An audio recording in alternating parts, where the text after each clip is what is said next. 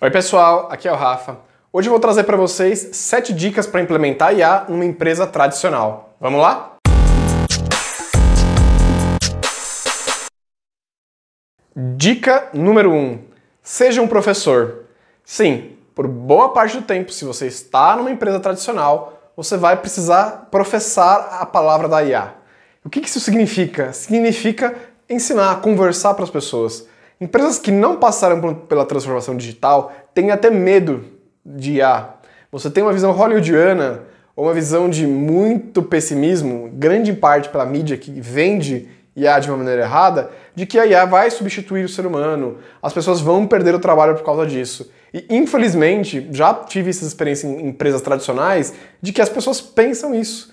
Então quando você entra num departamento para inovar, para mudar, seja como cientista de dados, seja como especialista em inteligência artificial, infelizmente você não é bem visto por outras áreas da empresa com medo de perder o emprego. Então o primeiro ponto é comece a ensinar, explicar o que a IA pode fazer pelas pessoas. Comece a mostrar que os projetos que você vai trabalhar funcionam de uma maneira construtiva, ou seja, que você não está lá para substituir as pessoas, mas que você está lá para ajudá-las, criar ferramentas para tornar o dia a dia dessas pessoas melhor. E qual a melhor maneira de fazer isso? Dando aula, explicando, crie seminários, mostre resultados de outras empresas, mostre o que pode ter sido feito em determinadas áreas. Então, a primeira dica é: seja um professor e professe a palavra da IA. Dica número 2. Escolha uma técnica fácil. Por quê? Porque provavelmente você vai enfrentar muita resistência. Boa parte das empresas tradicionais, elas não inovam porque querem inovar, elas inovam porque precisam inovar. Isso, infelizmente, às vezes das pessoas que comandam a empresa, gerência, diretoria, o board que comanda a empresa, ele não tem uma cabeça muito aberta à inovação. Ele está fazendo isso a contragosto. Então, se você escolher uma técnica sofisticada, ou uma técnica de fronteira que foi publicada ontem no paper da Science, da Nature, para tentar aplicar no seu dia a dia, pode ser que você não tenha as condições de aplicar essa técnica. Pode ser que a empresa ainda não tenha os dados necessários para fazer aquela técnica funcionar. Então o ideal é você não nem selecionar o problema antes da técnica. Em todos os outros contextos, eu acredito que sim, o problema, a solução que gera valor vem antes da técnica. Mas nesse caso específico, se você está numa empresa tradicional, se você quer inovar dentro de uma empresa tradicional, eu sugiro fortemente de você focar numa técnica simples que você conheça. E a partir dessa técnica, buscar um problema que se encaixe nessa técnica. Provavelmente, regressão linear ou o arcabouço básico do básico do básico de cluster, que são coisas que você sabe como funciona, que você sabe que se der alguma coisa errada, alguma coisa esquisita, você sabe o que está acontecendo, onde pesquisar. Técnicas muito inovadoras, técnicas que são interessantes, que podem agregar muito mais valor para a empresa, podem te trazer um risco desnecessário. É essencial que, num primeiro momento, se você está numa empresa tradicional, que essas pessoas confiem em você. Lembra, a primeira dica é ser um professor. Então você já tem que ser uma pessoa que, além de ser um professor, você tem que gerar confiança. Você não vai gerar confiança aplicando uma técnica, descobrindo que essa técnica deu errado, e aí você vai ter que trocar esse framework para outra técnica mais simples ou similar. Talvez numa empresa tradicional você não tenha tempo de fazer isso. O que geralmente vai acontecer? Se você escolher uma técnica muito complicada, você não consegue entregar resultados e a empresa vai chegar e falar: olha, a gente tentou inovar, tentou trazer IA aqui para a empresa e não funcionou. Esse negócio não é pra gente. Próximo projeto, certo? Então escolham técnicas fáceis para começar a trabalhar. Regressão ou cluster, fica aí a sugestão. Técnica 3. Crie um pipeline de dados. O que é um pipeline de dados? É onde você vai buscar esses dados. Se você está trabalhando numa empresa tradicional, provavelmente eles nunca ouviram falar de Data Warehouse, não tem um banco de dados separados de produção para aplicação de Data Science Analytics. Então você mapear onde estão os dados da empresa, onde são gerados esses dados, como eles são guardados, é uma dica valiosíssima. Justamente por quê? Porque aquela tua técnica que você escolheu na dica anterior, ela só vai funcionar se os seus dados estiverem bons. E aqui vale sempre aquela máxima de todo mundo que está no meio de dados e IA, que é a seguinte: se entra lixo no seu modelo, sai lixo do seu modelo. O seu modelo nunca é melhor que os seus dados. Se você tem dados bons, você pode ter modelo bom ou ruim. Mas se você tem dados ruins, necessariamente seu modelo vai ser ruim. O seu modelo não consegue consertar dados ruins. Então é de suma importância depois que você escolheu a sua técnica, você já é o professor, as pessoas já conversam com você, já entendem e gostam de conversar do futuro e de saber como a vida delas vai estar mais fácil, porque você vai trazer IAs para ajudá-las, e você já escolheu a sua técnica, mapeie os pipelines de dados e comece a criar rotinas para coletar esses dados de maneira saudável, de maneira que você não tenha missing data, de que você não tenha dado errado. Comece a fazer um processo de sanitização, ou seja, de limpeza de dados. Tenha bases de dados sólidas e confiantes, das quais você vai conseguir tomar decisões, nas quais você vai conseguir com confiança pegar a sua regressão, rodar o seu cluster em cima desses dados. E se você tiver que escolher entre botar mais horas de trabalho no modelo e botar mais horas de trabalho manipulando a base de dados, sempre escolha ficar com a base de dados. Não tenho dúvida quanto a isso. E olha que eu não sou engenheiro de dados de formação. Sou um cientista de dados, gosto muito mais de ciência de dados do que de engenharia de dados, mas não tenho dúvida, se fosse para mim escolher entre onde eu colocar o meu tempo, não tenho dúvida, engenharia de dados, deixar meu dado perfeito, para depois eu conseguir entregar modelos numa técnica simples, que você já escolheu, certo? Dica número 4, assim como você escolheu um modelo simples para trabalhar, uma técnica simples, escolha um problema simples. Se você conversar com o CEO da empresa ou com quem está na visão estratégica da empresa, ele vai ter muito claro quais são os principais problemas da empresa e quais são os problemas que agregam mais valor. Porém, não necessariamente os problemas que agregam mais valor são os problemas mais fáceis de resolver. E lembra do ambiente que você está. Se você está numa empresa tradicional que não sofreu transformação digital ainda, eu recomendo fortemente de você escolher um problema simples, uma técnica simples, cuidar dos dados e aí resolver esse problema. Porque é muito importante você marcar o teu primeiro gol. É muito importante você ter confiança da liderança, das pessoas que têm a visão estratégica da empresa, para você conseguir mais recursos, conseguir mais liberdades e aliados dentro da empresa para ser esse motor de transformação digital. Então, por mais que te tragam problemas maravilhosos, problemas que vão agregar muito valor para a empresa se você resolver, escolha o mais fácil deles, escolha o mais simples deles e, de preferência, um que possa ser resolvido com uma regressão ou com um cluster. Ou mesmo muito mais baixo nível que isso, um dashboard funcional que mostre para as pessoas o que está acontecendo, qual é a realidade da empresa, da onde vem, para onde vai o custo, ou o preço, ou quem são os seus clientes.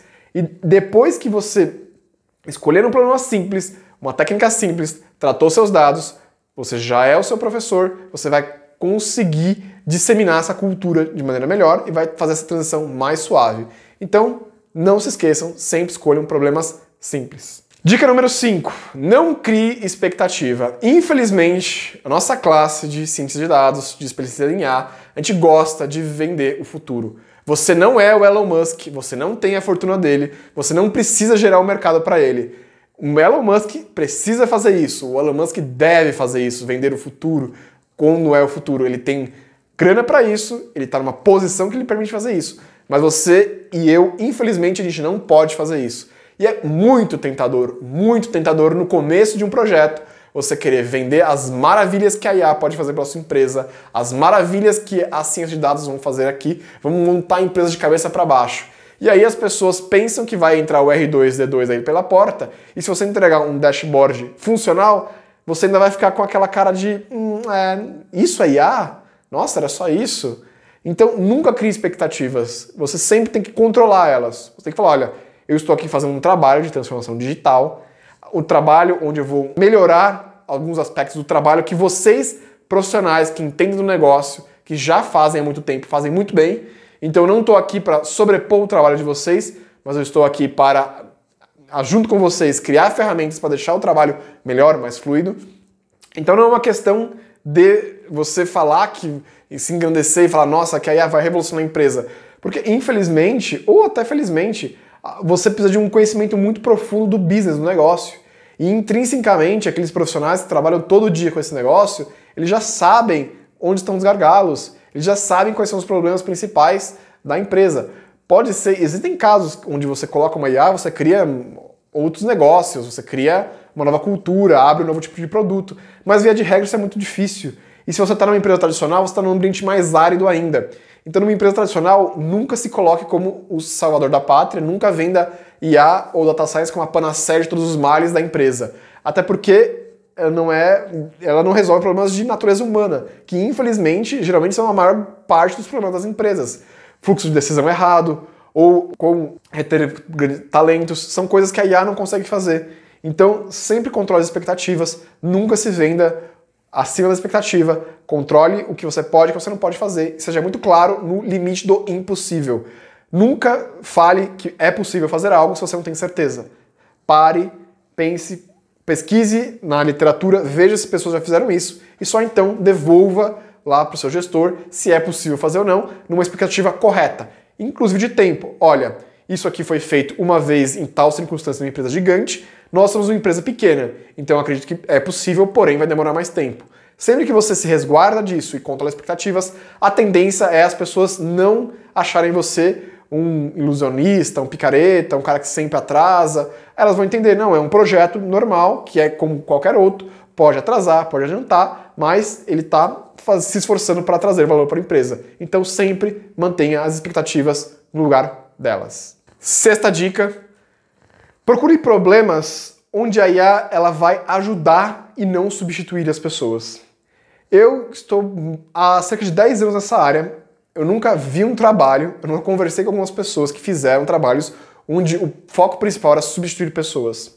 Já falei isso no começo do vídeo, falo nesse vídeo aqui que eu falo um pouco sobre IA, quando eu falar a diferença entre IA forte e IA fraca, que vai demorar muitos anos ainda pra gente ter um robozinho igual o R2-D2, o C3PO lá do Star Wars, que falam, que andam, que interagem com a gente. Isso está muito distante ainda. A IA fraca, que é a IA que dá resultado, que a IA de propósito específico, é essa que a gente tem que levar para as empresas e vender para as empresas. E essa mesma IA, ela resolve problemas que ajudam o ser humano, ou tiram um trabalho excessivamente penoso, repetitivo, burocrático que os seres humanos fazem. Exemplo prático, escritório de direito, você tem que ler todas as leis que são publicadas e não vai gerar valor nenhum para o seu cliente, nem para o escritório, mas tem que ter um coitado de um advogado júnior que vai ler todos os julgados, tudo que aconteceu e catalogar isso manualmente. Isso é muito chato. E eu aposto que esse advogado júnior não vai ficar nada triste se aparecer do lado do dia para a noite uma IA que cataloga esse trabalho e libera ele para fazer outros trabalhos de advogados pleno e sênior. Ele não vai precisar mais ficar lendo tudo que acontece no mundo jurídico e catalogando, porque uma IA pode fazer isso para ele. Então, sempre busque problemas onde a IA vai ajudar a pessoa e não substituir o emprego dela. Aliás, eu acho muito difícil, mas se você vier com esse discurso, se você falar esse discurso numa empresa tradicional, provavelmente duas coisas vão acontecer. C-level, gerente, diretor vão adorar a ideia de enxugar custo, e o staff vai odiar essa ideia. Você está no pior dos mundos, onde você gerou uma expectativa nas pessoas acima de você e você gerou diversos inimigos do seu lado. E eu nunca vi um projeto de IA, de Data Science, cujo objetivo fosse esse. Pode ser que exista, é possível, eu nunca vi funcionar. E ainda mais no ambiente de uma empresa tradicional, sugiro que você corra disso. Não foque nisso, não fale, olha, a gente vai substituir o trabalho de fulano de tal, ou isso vai falar melhor o trabalho de fulano de tal. Não, isso vai ajudar o fulano de tal a melhorar o trabalho dele. Isso vai ajudar tal departamento a livrar a parte chata e burocrática para fazer um serviço de maior valor agregado, que o ser humano pode fazer, certo? E a sétima dica, ela ainda é muito próxima da outra dica, que é traga pessoas para ajudar no seu time. O que são essas pessoas? Não são outros cientistas de dados, não são outros técnicos, são pessoas da própria empresa, da área de negócio. Você já ouviu falar de um profissional chamado grafotécnico? Pois é, eu também nunca tinha ouvido falar desse profissional. Mas trabalhando num grande banco, um colega meu que também é cientista de dados nesse banco, ele foi fazer um trabalho com esse tipo de profissional. Esse tipo de profissional ele era responsável por fazer um serviço que é de essencial para o banco, que era olhar no cheque e ver se aquela assinatura era uma assinatura verdadeira ou não. Então ele tinha de um lado aqui um gabarito, onde ele tinha certeza que é aquela assinatura da pessoa, e aqui ele tinha um clichec. E ele tinha cerca de 20 segundos para olhar, cara a crachá, e ver se aquele cheque era um cheque verdadeiro ou se era um cheque suspeito. Agora eu vou te fazer uma pergunta, quantos grafotécnicos vocês conhecem? Quantos grafotécnicos você imagina que tenha aqui no Brasil? Vai. Quantos garotos, meninos, meninas, sonham, eu vou ser grafotécnico quando crescer? É uma profissão que está acabando. Tanto é que ele falou que a média de idade das pessoas que fazem isso lá no banco é uma média de idade de pessoas que já estão quase se aposentando. Você não consegue contratar alguém novo, hoje em dia, que vai trabalhar, que vai ser um grafotécnico, que vai aprender a olhar uma assinatura e os meandros e fazer isso. Qual foi o projeto? Através de IA, eles conseguiram otimizar o processo. E o que eles fizeram? Ao invés de dar só os 20 segundos para o técnico olhar, eles fizeram uma IA que olhava todos os cheques previamente, e os que acusava com uma certa acurácia de precisão que era um cheque ok, ele nem validava. Os que ele ficava em dúvida ou abaixo dessa acurácia, ele mandava para o técnico. E qual foi o resultado final do projeto? Ao invés dele ter 20 segundos para olhar, agora o técnico tinha 2 minutos e precisava olhar menos cheque. Olha que coisa interessante. O grafotécnico passou a ter mais tempo e menos trabalho. Então, nos cheques que a IA fica em dúvida se é verdade ou não, se tem alguma falsificação ou não, ela deu mais tempo para o grafotécnico olhar e, além disso, ele trabalha menos. Ele precisa olhar menos cheques e diminuiu absurdamente a chance de fraude. Olha que aplicação interessante. E às vezes é difícil você investir ou falar que isso é IA. Com certeza isso é IA. Modelos tradicionais jamais conseguiriam fazer esse resultado. E é esse tipo de projeto e é esse tipo de pessoas que você tem que trazer para o seu time. No caso dele, ele passou um mês fazendo um trabalho do grafotécnico, sentado lá do lado do grafotécnico, vendo como ele fazia o trabalho, entendendo a dificuldade do trabalho. Então, trazer pessoas para o seu time é essencial para você fazer uma transformação digital e para você se desenvolver bem numa empresa tradicional. Pessoal, espero que tenha ajudado essas 7 dicas. Tanto empresas tradicionais quanto empresas startups têm diversos desafios e um prato cheio para a gente que está na área de ciência de dados e inteligência artificial. Espero que essas dicas ajudem você. Se quiser ficar com alguma dúvida ainda, deixe no comentário. Não se esqueça de se inscrever no canal, deixe seu joinha e até a próxima. Tchau, tchau.